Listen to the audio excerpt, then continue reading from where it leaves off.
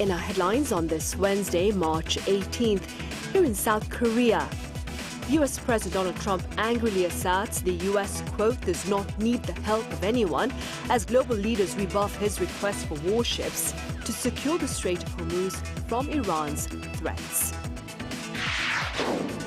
And in a further escalation of the conflict in the Middle East, Israeli Defense Minister Israel Katz on Tuesday announces the assassination of Iran's top security official Ali Larijani in overnight airstrikes.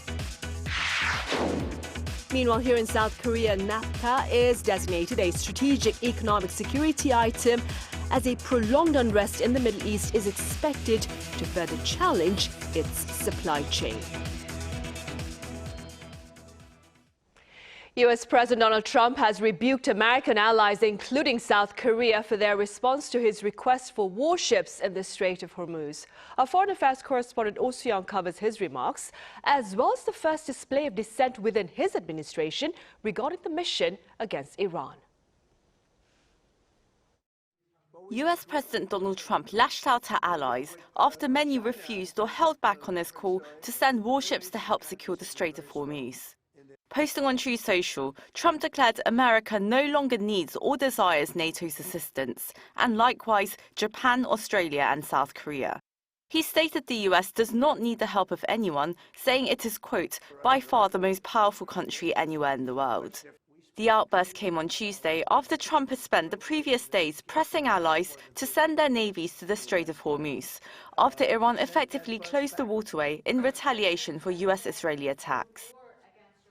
So I think NATO's making a very foolish mistake. And I've long said that, I wonder whether or not NATO would ever be there for us. So this was a great test, because we don't need them, but they should have been there. France has drawn the clearest line.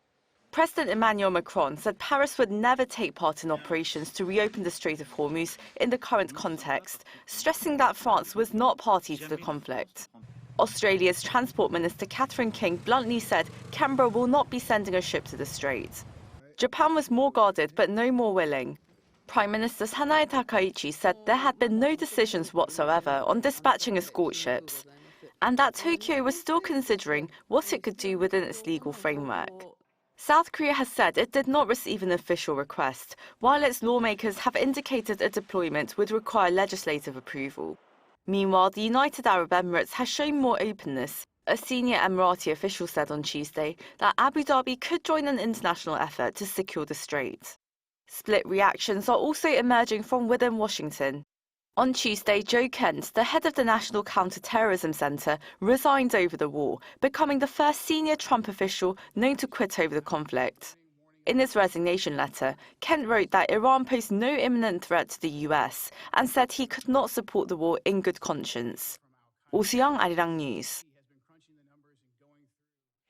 Meanwhile, on the battlefield, Israel has announced the assassination of Iran's leading security officials. Our Lee Seung-jae has details. Israel says two of Iran's most senior security figures have been killed in recent airstrikes, marking a major escalation in the ongoing conflict. According to Israeli officials on Tuesday, Ali Larijani, described as Iran's top security official, and Gholam Reza Soleimani, head of the paramilitary Basij force, were killed in separate U.S.-Israeli strikes. Iran has since confirmed the deaths of both men. The Israel Defense Forces said its Air Force carried out what it called a precise strike near Tehran on Monday night that killed Larijani. Israeli officials claimed that following the assassination of former Supreme Leader Ayatollah al-Khamenei in late February, Larijani had effectively taken a leading role in directing Iran's military response against Israel and its regional allies. Iran's Islamic Revolutionary Guard Corps also confirmed the death of Basij commander Gholam Reza Soleimani, describing him as a veteran military leader who played a key role in past conflicts, including the Iran-Iraq War, and in mobilizing public support for the regime. Israeli Prime Minister Benjamin Netanyahu said the killings are part of a broader campaign to weaken what he called Iran's terror-spreading leadership, warning that Israel still has many more surprises ahead. There is cooperation between our air forces and naval forces between me and President Trump and his people. We will assist both with indirect attacks, which generate immense pressure on the Iranian regime, and with direct actions. There are many more surprises. Meanwhile, Iran's newly appointed supreme leader, Ayatollah Mojtaba Khamenei, has reportedly rejected international calls for de-escalation. A senior Iranian official said he is demanding that both Israel and the United States be brought to their knees before any negotiations can take place, signaling a hardening stance as tensions continue to rise. Lee Seung-jae, Arirang News. And the UAE has reportedly placed South Korea at the top of its priority list for crude oil. This is according to Presidential Chief of Staff Kang Hoon-sik, following a recent trip to the Gulf nation. Our Yoon-jin has the latest. South Korea has secured an additional 18 million barrels of crude oil from the United Arab Emirates amid growing concerns over global energy markets due to the ongoing Middle East crisis. Presidential Chief of Staff Kang Hoon-sik made the announcement on Wednesday during a press briefing upon returning from his trip to the UAE. Kang said that the UAE promised South Korea as their #1 priority and that the worst-case scenario of an oil supply crisis has been avoided where crude oil supplies are cut off. Amid a global emergency regarding crude oil supply and demand, the UAE has pledged to prioritize the supply of crude oil to South Korea above all others. No nation shall receive oil supplies ahead of Korea. Korea remains the foremost priority in the oil supply chain. Explicitly, the UAE clearly committed to this partnership, as South Korea is its #1 priority. 6 million barrels of the 18 will be carried by UAE-flagged tankers and 12 million barrels by South Korean vessels. This means, including an earlier agreement of 6 million barrels, South Korea is set to receive a total of 24 million barrels of crude oil from the UAE. Kang also noted that under emergency arrangements between the two countries, South Korea will be able to make emergency purchases of crude oil from the UAE at any time. The two countries have also agreed to sign a memorandum of understanding on cooperation in the supply chain of crude oil, including efforts to explore alternative supply routes. The MOU is expected to be signed in the near future. Kang added that he delivered a letter of appreciation from President Lee Jae-myung to President Mohammed bin Zayed Al Nahyan for the Emirati leader's full support in ensuring the swift and safe return of South Korean nationals, and asked that continued attention be given to the safety of those still residing in the UAE. Some 3,000 of approximately 3,500 short-term residents in the UAE have returned home safely. Lee Seung-jae, Arirang News. Right, President Lee Jae-myung has sent letters of gratitude to foreign leaders for their help in evacuating South Koreans from the Middle East. Among the recipients are Japan's Prime Minister Sanae Takaichi, Qatar Emir Tamim Al Hamad Al Thani, and Saudi Crown Prince Mohammed bin Salman bin Abdul Aziz Al Saud. Hundreds of South Koreans have returned home this month from Riyadh and Doha on civil and military planes, as well as a Japanese chartered flight.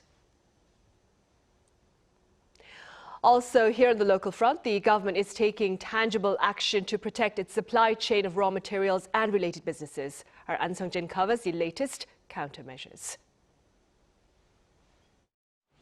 As tensions prolong in the Middle East, South Korea has been gearing up measures to respond to economic disruptions. Speaking at an emergency economic ministers meeting on Wednesday, Finance Minister Koo Jun-chol stated that South Korea will temporarily designate naphtha, a raw material used by the petrochemical industry, as a strategic economic security item amid growing shortages. Roughly 54% of the country's naphtha imports pass through the Strait of Hormuz, raising concerns over potential bottlenecks. Timing is critical in responding to a crisis. We will mobilize all available policy tools and closely monitor supply conditions. This move comes as South Korea seeks to stabilize supply chains, such as securing alternative import routes and implementing export restrictions if necessary, as the Middle East crisis begins to strain not only oil markets, but also broader raw material supply chains. To further address industry concerns, the government also seeks to expand financial support through a new supply chain stabilization fund that offers up to roughly $1 billion for affected companies. Firms heavily reliant on items from the Middle East will also receive preferential loan rates. Koo emphasized that Seoul will also prepare a supplementary budget aimed at easing the pressure on households small businesses, and key industries. He called for further reductions in fuel prices following the implementation of a government-imposed price cap on petroleum products, and noted that the government will monitor fuel price trends while cracking down on unfair practices such as hoarding. Additional controls such as vehicle use restrictions remain under consideration. Officials have also announced that they have alleviated short-term supply concerns over ethylene, an essential material used in shipbuilding, by coordinating with the petrochemical and shipbuilding industries. Meanwhile, during the same emergency meeting, the finance minister also addressed the United States' initiation of a probe under Section 301 of the U.S. Trade Act. He emphasized that Seoul will respond comprehensively to ensure its industries are not disadvantaged compared to global competitors by establishing a joint public-private response system and systematically responding at the pan-government level. An Sung-jin, Arirang News.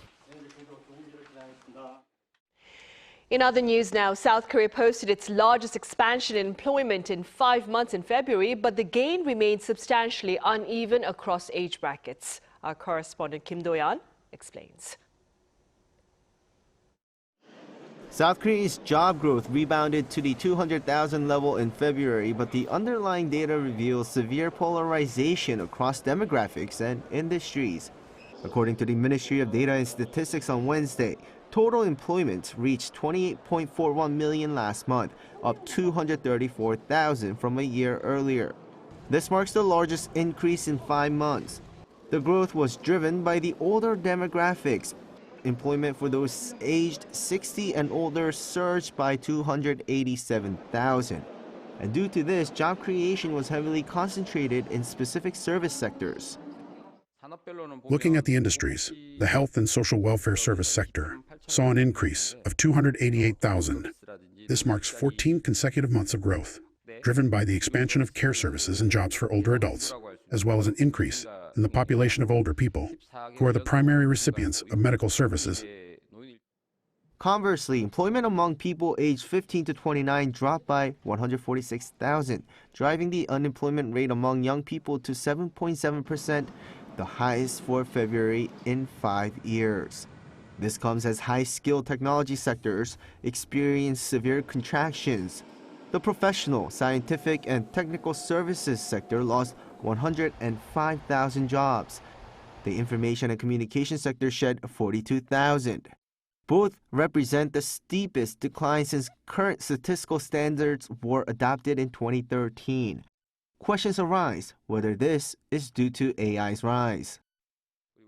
Because the decline has only been over the past 3 months, we need to wait and see. We have to monitor whether this is a temporary change or a structural one across industries caused by the introduction of AI. Traditional industrial pillars also remained weak. Manufacturing lost 16,000 jobs, marking a 20-month streak of decline. The construction sector shed 40,000 jobs, falling for the 22nd consecutive month. Overall, unemployment rate rose by 54,000 to 993,000. This pushed the jobless rate up 0.2 percentage points to 3.4%. Kim Do-yeon, Arirang News.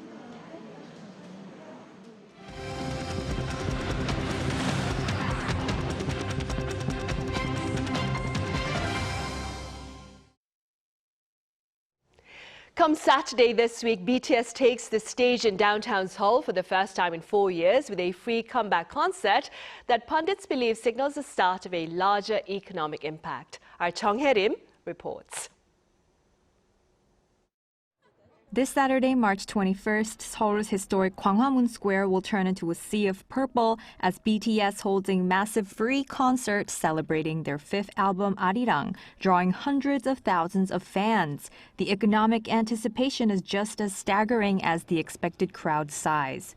According to a report by IBK Investment and Securities, direct revenue from this comeback alone is projected to reach 2.9 trillion Korean won, or almost $2 billion US. This conservative estimate factors in 6 million album sales, 6 million tour attendees, and massive merchandise revenue. The local tourism and retail sectors are already feeling this BTS effect. According to the travel platform Gov't, hotel bookings in the downtown Jongno-gu and Junggu districts for this weekend have skyrocketed by 450% compared to the same period last year. Hotels in the downtown area are nearly fully booked, and international fans are expected to spend immensely during their stay before and after the concert. If we estimate that about 100,000 of the 200,000 expected attendees are foreign tourists, and the average foreign tourist spends about 2.5 million won, this single event alone could generate a direct economic impact of 250 billion won. For many fans, the trip goes beyond the concert itself. From K-pop merchandise stores in Myeongdong to local restaurants and cultural hotspots, visitors are actively seeking experiences tied to Korean culture. Visitors don't just stay around Gwanghwamun. Foreign tourists are increasingly seeking out trendy alleys like Seongsudong. We expect this massive influx to revitalize smaller, local commercial districts across the entire city of Seoul. The economic impact may extend well beyond a single event, fueling activity across the city's broader tourism ecosystem. Some analysts are already comparing the phenomenon to BTS-Nomics, driven by Taylor Swift, but say BTS could generate an even wider global footprint. This world tour could reach a staggering 40 trillion won, or $269 million in revenue. Industry insiders also say that a performance in this symbolic space could transform the area into a long-term destination for K-pop fans, similar to the Beatles' Abbey Road in London. As the capital prepares for the historic kickoff, all eyes are locked on Gwanghwamun. 정혜림, Arirang News. And President Lee Jae-myung hopes the upcoming BTS concert will be a meaningful time that shares the charm of Korean culture. In a social media post on Wednesday, he made note of the preparations underway to ensure public safety, including crowd management. He also called for a mature civic consciousness from members of the public and asked them to report any case of ticket scalping. Now, as mentioned earlier, BTS will be performing at Gwanghwamun Square on Saturday for their comeback album, Arirang. Also, ahead of the BTS comeback concert this weekend, the government will raise its terror alert level in central Seoul. The alert will be elevated from attention to caution from Thursday midnight through Saturday. The move comes as hundreds of thousands of fans are expected to gather at Gwanghwamun Square for the much-anticipated performance. The decision also reflects heightened global security concerns. Meanwhile, a Korean flag that sought to keep aflame the spirit of independence has returned home to mark the opening of a special museum. Cha Yoon-kyung has this story. From Naju, Jeollanam-do province, where General Kim Cheon-il first raised a righteous army during the Imjin War, to the Seokdae-do battlefield in Changheung, the site of the Donghak peasant army's final heroic resistance at the end of the Joseon dynasty. A new museum has been completed, offering a comprehensive look at the storied history of the Namdo Righteous Armies in one location. To mark the museum's opening, the Bulwonbok Taegukgi has returned to its home. Used by Army Commander Go Kwang-sun in Gure during the early 1900s, the flag bears the poignant inscription Bulwonbok, meaning independence shall be restored soon. This is a site for a living history education, to remember and pass down the noble spirit of righteous soldiers. Starting with a sculpture depicting the Dangsado Lighthouse Raid, the event that established Wando's Soando Island as one of the three major sites of the anti-Japanese movement, the museum exhibits a total of over 3,000 historical artifacts. Through multi-dimensional exhibits and immersive media, the museum showcases a timeline spanning from the 1555 Ulmyo-Webyeon, the first Japanese pirate invasion, through the Imjin and Cheongyu Wars, to the anti-Japanese struggles at the end of the Joseon dynasty. The exterior wall of the Namdo Righteous Army Memorial Museum, named the Space of Metaphor, features a facade panel designed to recreate the metallic roar and shouts of 33,000 Namdo soldiers charging into battle. Integrated with the National Naju Museum, the museum is expected to become a landmark attraction for the year of visiting Naju. Cha Yoon-kyung, Arirang News.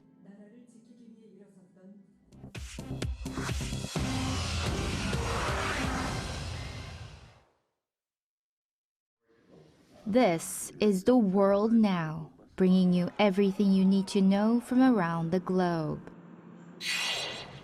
Ukraine President Vladimir Zelensky and British Prime Minister Keir Starmer signed a new defense industry agreement in London on Tuesday to increase the supply of drones and AI technology.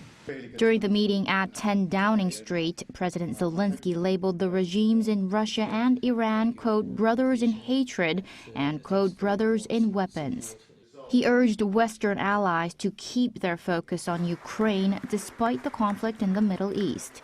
The signed agreement links Ukraine's drone expertise with the UK's manufacturing strength to boost battlefield capabilities.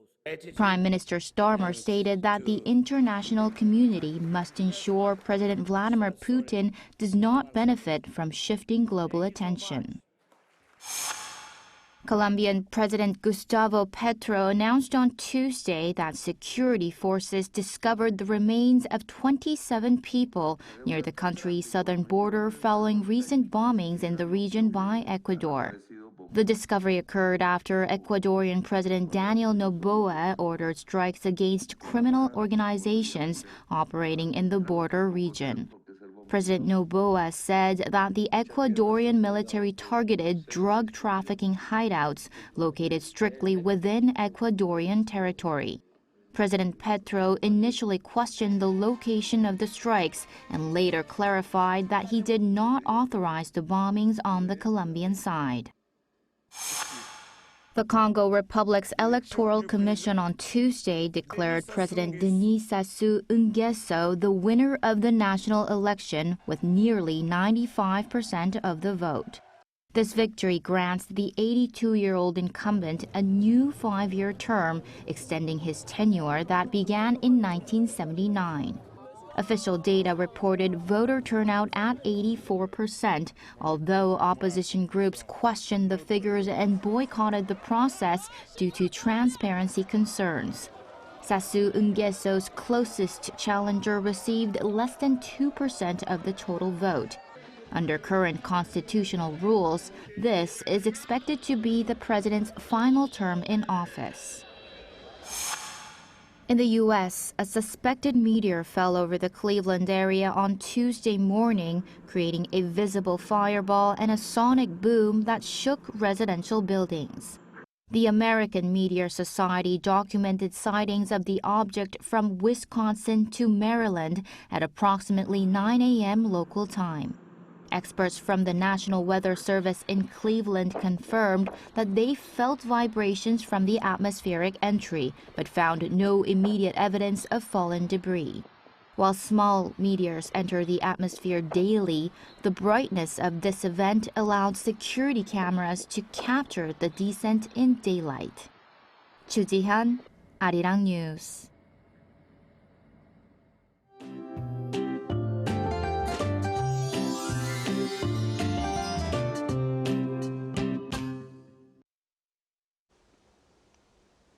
It was a hazy day across the country with reduced visibility. Rain mostly tapered off by the late afternoon, but it'll continue along the south coast and on Jeju-do Island into the evening. Tomorrow we'll see mostly cloudy skies across the country. Meanwhile, large temperature swings are expected. Starting tomorrow, morning temperatures will drop below freezing in inland areas, with Seoul seeing a day-to-night temperature difference of 10 degrees Celsius. So please take care of your health. Seoul will start the day at 1 degree Celsius, Chuncheon at -4 degrees, Daejeon at -1 degrees. Then by the afternoon, Seoul will get up to 11 degrees, Chuncheon, Daejeon, Jeju all topping out at 12 degrees. From tomorrow, the skies will gradually clear. Mornings will be chilly, dropping below freezing in inland areas. And we'll continue to see typical early spring weather with big temperature swings. That's all for Korea. Here's a look at the weather around the world.